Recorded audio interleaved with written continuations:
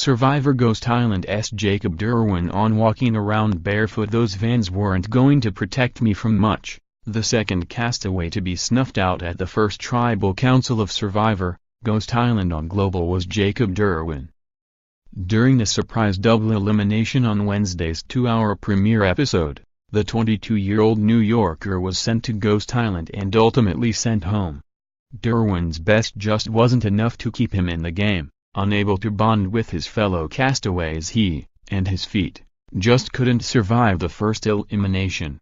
ET Canada spoke to Derwin on Thursday to ask about his one bad decision that will haunt him forever. As a Survivor superfan, describe how awesome it was being exiled to Ghost Island as an experience.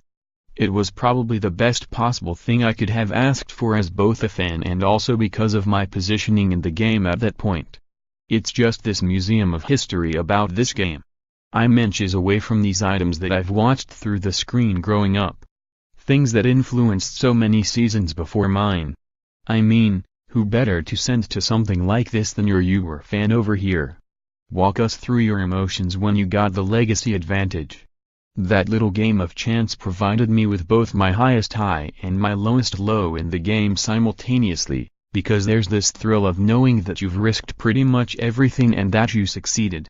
You got the advantage, you got the key, you're opening the bamboo chute, it's yours, but it's the legacy advantage and you don't even get to keep it unless you want it to not have any power.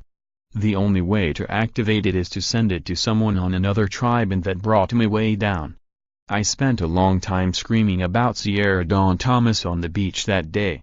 She messed up my game big time and I did not get what I wanted on Ghost Island. Why did you choose Morgan as the one to will the legacy advantage to?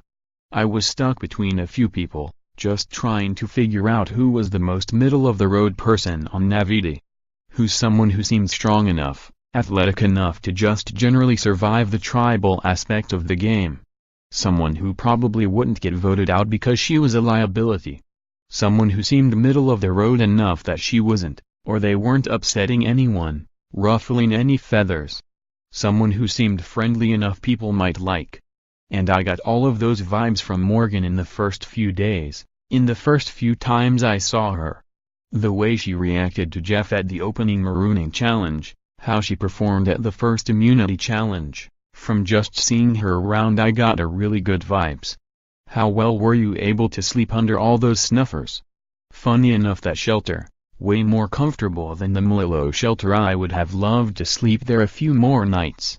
It's funny because half the team was geeking out about how cool it was to see all the snuffers, like they're so cool. You don't really appreciate them on the show because you only see them for a few seconds while someone is getting sent away, that's it. But if you look closely, these things are gorgeous and haunting, and you know, as much as I was enjoying it on the other end, the other half of it is this is screwed up, man, this is messed up. Why are you making me sleep under the broken dreams of hundreds of people? That's nasty. How filthy was that sock you poured the rice into? And did you feel guilty? Okay, alright, look. You boil the rice, boil it, it's fine, everyone's fine. I didn't infect anyone with athlete's mouth, it's just a sock, guys. When you're desperate, when you're in a corner, when you're looking for any possible way to save yourself and there's a note on the jar of rice that's a little suspicious to you, check the jar, just check it. And I did, that's what it was. I didn't pour all the rice in, just a little bit, enough to get a good peek inside the jar. Other people knew, I told Stephanie Johnson, I told Libby, they knew. It wasn't some crazy secret, they just didn't tell anybody, and trust me guys, everyone's okay. How did you get by with no shoes? Walking around camp, I walked around barefoot a lot. Luckily we were right on the beach so it's sandy and I just watched my step. Wasn't like I was out there too long, didn't have a lot of time to cut my feet open on something. And to be honest, those vans weren't going to protect me from much, those things sucked. How ostracized were you feeling by the tribe? Very. There were a few people I got along with that I talked to a lot, Laurel, James, Stephanie Johnson and Gonzalez for the first 2 days, but the rest of the tribe showed zero interest in me whatsoever. I tried to pull Libby in really quickly because I thought, here's someone who doesn't know the game, here's someone who's a pretty face. She's going to need someone like me to help her along, she's going to be desperate. And she just, kind of, didn't pay any mind to it.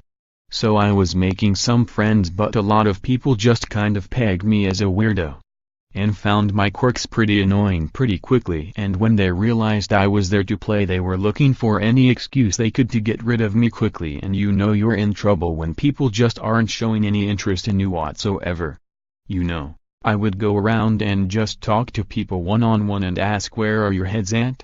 Who are you thinking of to be targeting? And they would say, I don't really know yet. That's survivor code for it's probably you.